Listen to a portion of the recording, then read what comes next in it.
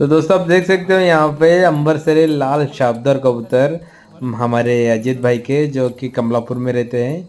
बहुत ही बड़े कबूतर खिलाड़ी हैं दोस्तों, बहुत ही अच्छे कबूतर रखते हैं। तो ये उनका ही कबूतर है, तो शौक कीजिए, देखिए बहुत ही खूबसूरत जोड़ा। 4-5 घंटे तो आराम से खेल लेते हैं।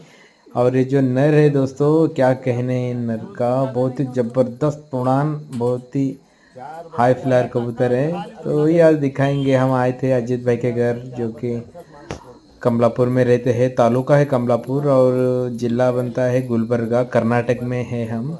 तो दोस्तों वही देखिए कबूतर कैसे हैं।